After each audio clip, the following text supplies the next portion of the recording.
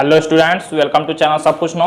आज आप लोग पढ़ेंगे कक्षा 7 गणित का अभ्यास 5E का फर्स्ट का सेकेंड क्वेश्चन। इससे पहले वाले पार्ट में आप लोगों ने 5E का फर्स्ट क्वेश्चन का पहला क्वेश्चन इसमें आप लोगों ने देखा था पहले वाले पार्ट में। अगर आप लोग चैनल पर नए हैं तो चैनल को सब्सक्राइब कर दीजिए, लाइक करिए और शेयर करिए और वीडियो को पूरा देखिए ताकि एक एक बात आसानी समझ में आ सके। तो जैसा कि कल पहले पार्ट में आप लोगों ने पहले क्वेश्चन को सॉल्व करना सीख लिया था, तो अब हम लोग सेकेंड क्वेश्चन देखते हैं। तो इसके लिए पहले हमने बताया था कि एक त्रिभुज बनाना है, फिर कोणों का समद्विभाजक खींचना है। तो इसमें सबसे कम वाला जो भुजा होगा वही नीचे खींच लेते हैं, पर सबसे जो बड़ा वाला होगा, कम वाला भी खींचेंगे तो कोई दिक्कत नहीं है, लेकिन कोशिश करते हैं बड़ा वाला। तो देखिए 4.6 सेमी का पहले हम लोग एक भुजा यहाँ खींच लेंगे। स्केल की सहायता से एक भुजा खींच लेंगे। मान लीजिए ए बी हमने खींच लिया 4.6 सेमी का। अब जब हमने 4.6 सेमी का खींच लिया, उसके बाद से देखिए 3.5 चाहे यहां खींच सकते हैं चाहे यहां, लेकिन कहा क्या है आगे, तथा बीच का कोण 120 अंश। जो दोनों भुजा खींचेंगे 4.6 और 3.5, उनके बीच का कोण 120 का होना चाहिए। अगर भुजा को यहां खींचेंगे तो यहां 120 का कोण बनाएंगे, अगर यहां खींचेंगे तो यहां 120 का बनाएंगे। तो देखिए अगर मान लीजिए हमको यहां भुजा खींचना है तो पहले कोण बनाना पड़ेगा 120 अंश का। तो या तो प्रकार से बना सकते हैं कोण को, या तो चाँदे से बना सकते हैं। जैसे मान लीजिए हम लोग प्रकार से बनाते हैं तो एक कोई भी दूरी लेकर ए पर रख के ऐसे हम लोग एक चाप लगाएंगे।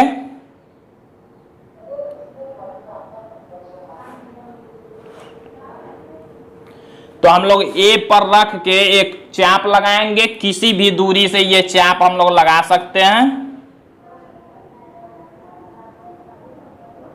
अब ये चाप लगाने के बाद देखिए यहां जहां कट रहा है यहां कुछ नाम इसका लिख सकते हैं। मान लीजिए हमने एम लिख लिया। अब दूरी को घटाना बढ़ाना नहीं है, जिस दूरी से हमने ये खींचा है इसी दूरी से हमें एम पर रख के एक चाप काटेंगे। मान लीजिए ये एन पर काट रहा है, इसका नाम कुछ लिख लेंगे हमने, मान लीजिए एन लिख लिया। फिर से उसी दूरी से पहली बार जब काटते हैं तो 60 अंश का कोण बनता है, दूसरी बार जब काटेंगे तो 120 अंश का कोण बनता है। तो यहाँ मान लीजिए हमने कुछ यहाँ भी नाम लिख लिया, मान लीजिए हमने पी लिख लिया यहाँ। अब देखिए यहां से इस ए को मिलाते हुए आगे तक रेखा खींच लेंगे तो यही क्या होगा, 120 अंश के कोण पर ये रेखा होगा। यहां से ये और आगे तक खींच सकते हैं, ये जितना बड़ा चाहेंगे खींच सकते हैं, लेकिन इसको बनाना कितना है, 4.6 का ये है तो ये बनाना है 3.5 का। अब देखिए क्या करेंगे, प्रकार में 3.5 सेमी का स्केल से नाप के दूरी लेंगे। 3.5 का ये भुजा बनाना है तो ए पर रख के ऐसे 3.5 का दूरी लेके एक चाप काट लेंगे। यहां मान लीजिए हम इसका नाम सी लिखते हैं। इसी सी को अब बी से स्केल की सहायता से मिला लेंगे। तो देखिए ये हमने एक त्रिभुज बना लिया। यहाँ हमने 4.6 सेमी खींचा, यहाँ हमने 3.5 सेमी का ये खींचा है, 3.5 और ये 4.6 और ये कोण हो गया दोनों के बीच का 120 अंश। तो त्रिभुज जब बन गया तो क्या करना है, कोणों का समद्विभाजक करना है। तो कोणों का समद्विभाजक खींचना हमने आप लोगों को बताया था कि कैसे कोणों का समद्विभाजक खींचते हैं। कोणों का समद्विभाजक खींचने के लिए देखिए यहां से चाप लगाते हैं, कोई भी दूरी लेके चाप लगा सकते हैं। इस कोण का मान लीजिए समद्विभाजक खींचना है तो यहां से ऐसे एक चाप लगा लेंगे। जिस भी कोण का खींचना होगा, तीनों का खींचना है, तीनों पर ऐसे एक चाप लगाएंगे किसी भी दूरी से। इसी चाप को 2 बराबर भागों में बांटना होता है।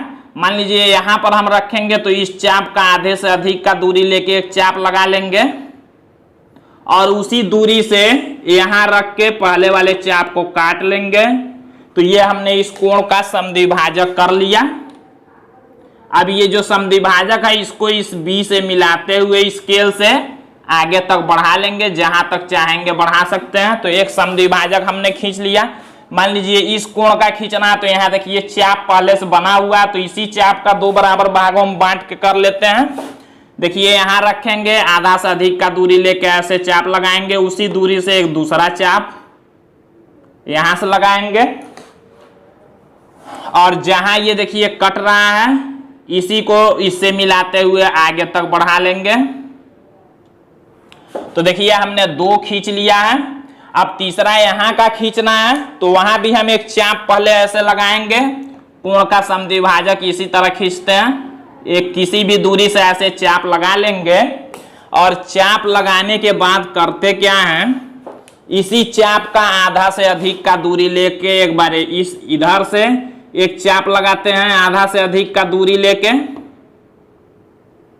और एक बार इधर से उसी चाप को काट लेते हैं। जहां कटता है ये, जहां ये चाप कटते हैं उसी को इससे मिलाते हुए आगे तक बढ़ा लेते हैं, जहां ये कटेगा ऐसे।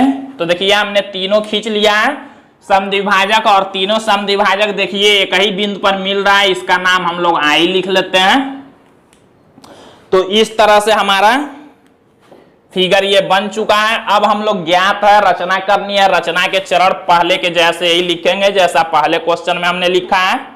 ज्ञात है भी उसी तरह लिखेंगे, और रचना भी करनी है उसी तरह लिखेंगे, और रचना के चरण भी सेम वही लिखना है इसमें भी। तो एक ही बात को इसमें भी और वही तीसरे में भी करना है, तो कोई दिक्कत नहीं होगा, आप लोग लिख सकते हैं। हम लोग अब हल करते हैं तीसरे वाले को।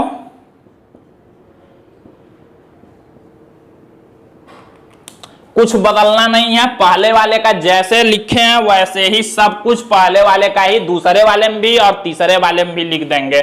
तो हम लोग तीसरे का फिगर बनाते हैं। 5 सेमी, 4 सेमी और 2.5 सेमी दिया। तो पहले सबसे पहले हम लोग 5 सेमी का स्केल की सहायता से एक रेखा खींच लेंगे। मान लीजिए हमने ए बी खींच लिया, हमने ए बी खींच लिया 5 सेमी का। अब देखिए 4 सेमी 2.5 सेमी में से कोई भी पहले खींच सकते हैं। मान लीजिए 4 सेमी का खींचना हमको, तो प्रकार में 4 सेमी का दूरी नाप के और ऐसे एक चाप लगा लेंगे ए पर रख के। मान लीजिए हमने यहाँ पर चाप लगा लिया, और फिर क्या करेंगे, अब 2.5 का खींचना है तो इस बी वाले पर रख के 2.5 का दूरी लेके चाप वाले को पहले वाले को काट लेंगे, इसका नाम सी लिखेंगे और दोनों को मिला देंगे ऐसे। तो देखिए हमने ये त्रिभुज बना लिया एबीसी। ये 5 सेमी है, ये 4 सेमी है और ये 2.5 सेमी है। अब जब त्रिभुज हम लोग बना लेंगे तो उसमें भी कोणों का समद्विभाजक खींचना है। तो क्या करेंगे, जिस भी कोण का समद्विभाजक खींचना है उस कोण के लिए चाप लगाएंगे हम लोग। ए का खींचना है तो ए पर रख के कोई भी दूरी लेके एक चाप लगा सकते हैं, ऐसे एक चाप लगा लेंगे। बी का खींचना है, बी पर भी रख के एक चाप लगा लेंगे, और सी पर खींचना है, सी पर भी रख के एक चाप लगा लेंगे। ये चाप किसी भी दूरी से लगा सकते हैं।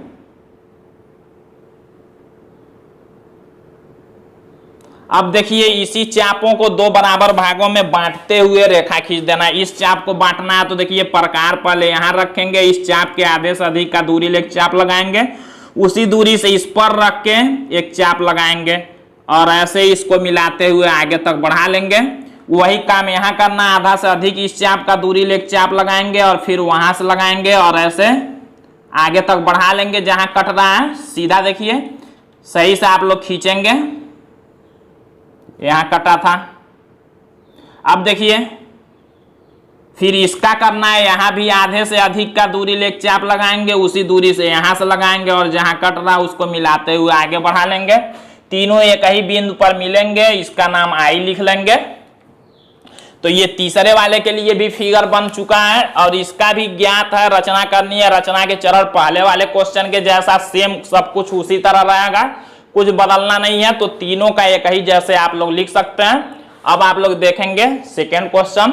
तो अब आप लोग सेकेंड क्वेश्चन देखेंगे। एक समबाहु त्रिभुज एबीसी खींचिए और उसका अंतः केंद्र ज्ञात कीजिए। यह भी ज्ञात कीजिए कि इसके परिकेंद्र, लंब केंद्र व केंद्रक इसके अंतः केंद्र पर संपाती हैं। देखिए इसमें दो क्वेश्चन दिया है।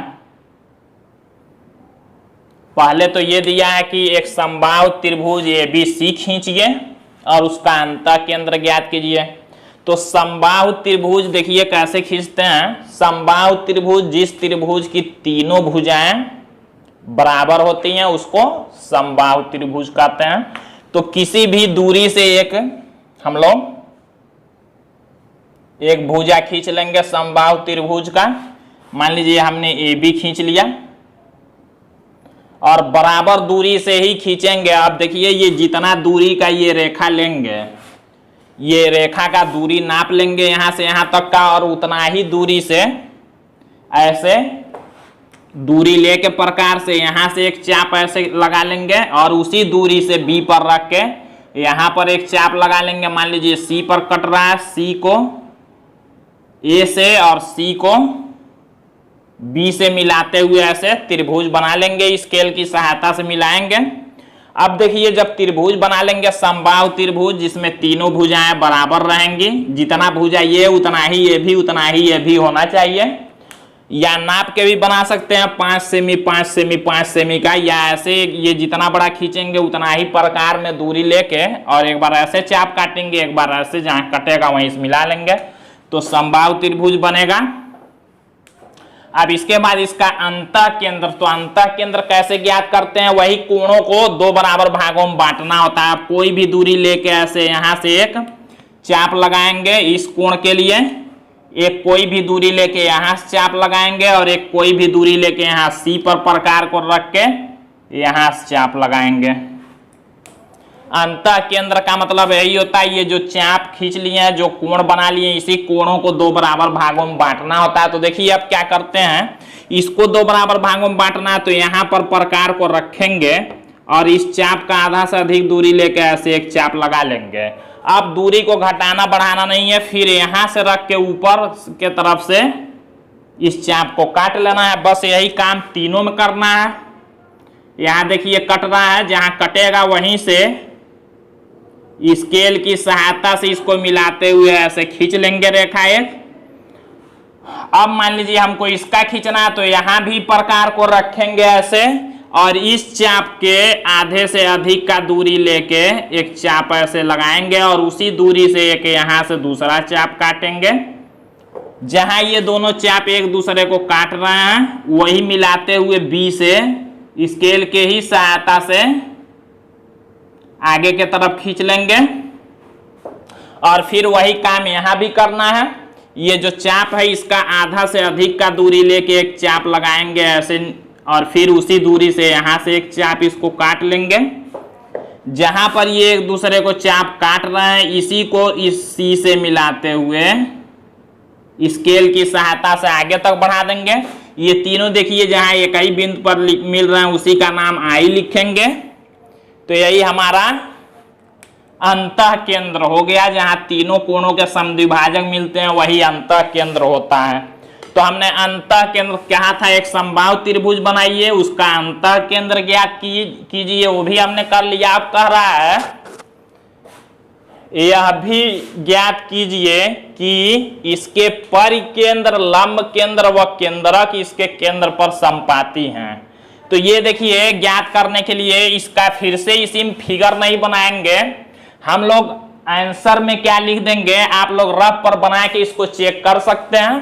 परिकेंद्र निकालना हमने पिछले अभ्यास में बताया हुआ है, लंब केंद्र और केंद्रक सबको हमने बता दिया कैसे कैसे निकालते हैं। इस एक ही फिगर में उसको बार बार बनाना तो ठीक है नहीं। तो हम लोग एक बात ये याद रखेंगे, जब कभी भी समबाहु त्रिभुज रहेगा, समबाहु त्रिभुज का है तो जब समबाहु त्रिभुज रहेगा तो हम लोग लिख देंगे कि समबाहु त्रिभुज में परिकेंद्र, लंब केंद्र, केंद्रक, अंतः केंद्र संपाती होते हैं। इसको याद रखेंगे। तो हमको लिखना क्या है, यहां सबसे पहले लिखेंगे ज्ञात है, उसके बाद लिखते हैं रचना करनी है,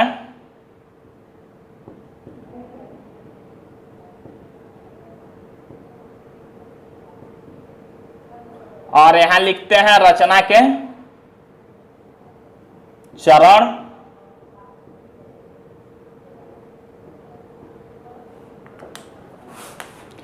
तो हमको ज्ञात है में क्या लिखेंगे, लिखेंगे ज्ञात है में एक त्रिभुज एबीसी, उसको भी समबाहु त्रिभुज खींचने के लिए कह रहा है, लेकिन लिख सकते हैं, लिखेंगे एक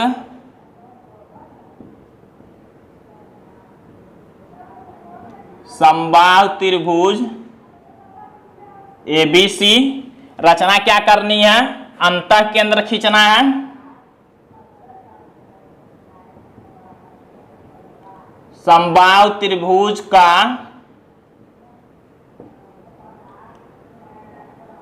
अंतः केंद्र खींचना।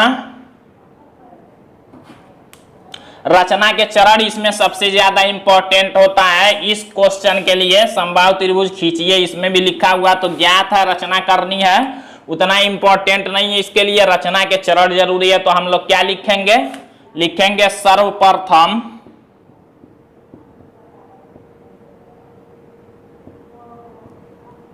एक समबाहु त्रिभुज एबीसी बनाया,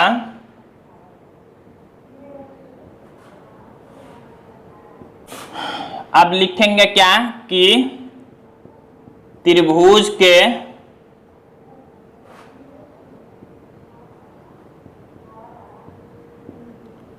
कोणों ए बी और सी को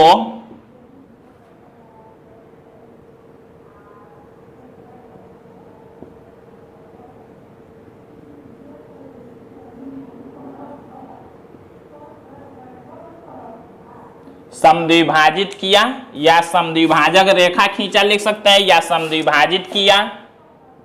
अब लिखेंगे कोणों के तीनों समद्विभाजक एक ही बिंदु आई पर मिलते हैं। कोणों के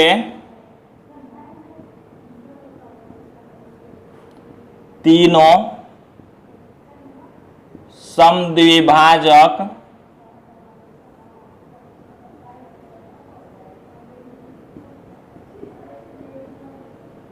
एक ही बिंदु आई पर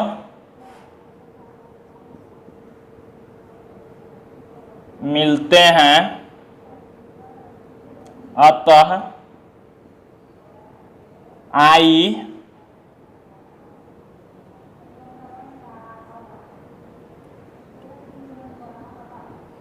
अंतः केंद्र है। इसमें कहा था अंतः केंद्र ज्ञात करने के लिए, तो देखिए कोणों के तीनों समद्विभाजक एक ही बिंदु आई पर मिलते हैं, अतः आई अंतः केंद्र है।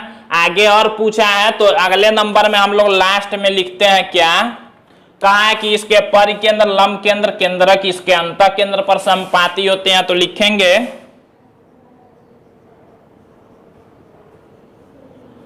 समबाहु त्रिभुज में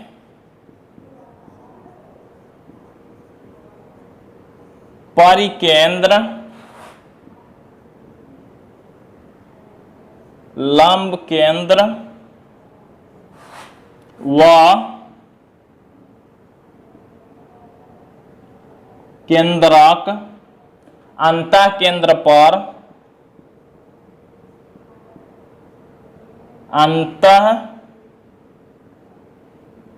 पर संपाती होते हैं,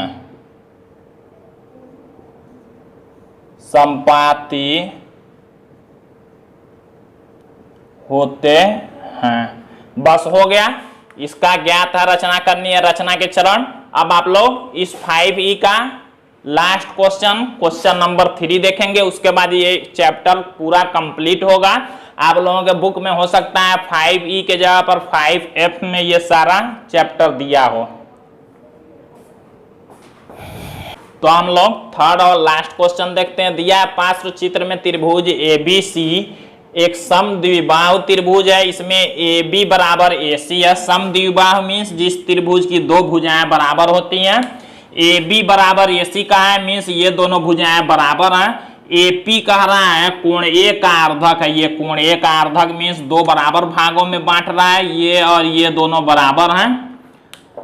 यह रेखाखंड ए पी बी सी का लंबार्धक है या नहीं, चित्र खींचकर और नाप कर बताइए। कह रहा है ये जो रेखा एपी है चित्र खींचकर, तो चित्र तो इसमें पहले से बना दिया हुआ, अगर नहीं बनाया रहता तो हम लोग बनाते उसको। कह रहा है कि चित्र खींचकर बताइए, नाप कर बताना इसमें कि जो ये एपी रेखा है ये बीसी का, ये बीसी का लंबार्धक है कि नहीं। लंबार्धक का मतलब होता है ये जो रेखा ये 90 अंश पर है कि नहीं, एक चीज ये बताना है, मीन्स लंब है कि नहीं। देखिए लंबार्धक मतलब क्या हुआ, लंबार्धक मतलब क्या हुआ, इसको जब अलग अलग करेंगे तो लंब धन अर्धक। अब लंब मीन्स 90 अंश पर है कि नहीं, और अर्धक मीन्स दो बराबर भागों में बांट रहा है कि नहीं, ये बताना है। तो जब आप लोग इसमें नाप के बताने के लिए कहा है, तो जब स्केल से आप लोग इसको नापेंगे इधर और इधर, तो ये दोनों बराबर ही आएंगे, इसके बराबर ये आएगा और ये 90 अंश का भी होगा। तो आप लोग उत्तर में क्या लिखेंगे, लिखेंगे कि बीसी एपी बीसी का लंबार्धक है, बस यही उत्तर में लिखना है। क्या लिखेंगे, समद्विबाहु त्रिभुज ए बी सी में, समद्विबाहु त्रिभुज ए बी सी में एपी बीसी का, एपी बीसी का लंबार्धक है, एपी बीसी का लंबार्धक है। बस हो गया आंसर, इसमें और कुछ नहीं लिखना है, इसमें बनाना नहीं है फिगर, तो ज्ञात है रचना करनी है, ये नहीं लिखना है। बस इसमें नाप के ये दोनों नापेंगे आप लोग तो बराबर होंगे, और ये जब आप लोग कोण नापेंगे तो 90 अंश का होगा। कोण नापना आप लोग क्लास 6 में पढ़ चुके हैं, ऐसे चांदे को बीच में रख के नाप लिया जाता है, सीधा पर होगा तो 90 अंश का होगा। ये इसका चांदे का नीचे का आधार इस आधार पर रखते हैं, और ये स्केल से इधर और इधर नापेंगे, दोनों बराबर होगा। समद्विबाहु त्रिभुज में जब कोण का अर्धक जो होता है वो भुजा का भी अर्धक होता है। मैं यहाँ देखिए दिया, दो बराबर भागों में कोण को बांट रहा है, तो भुजा को भी दो बराबर भागों में बांटेगा, केवल समद्विबाहु त्रिभुज में ही। तो आज के लिए बस इतना ही। अगर आप लोग चैनल पर नए हैं तो चैनल को सब्सक्राइब कर लीजिए और वीडियो को लाइक जरूर कर दीजिए।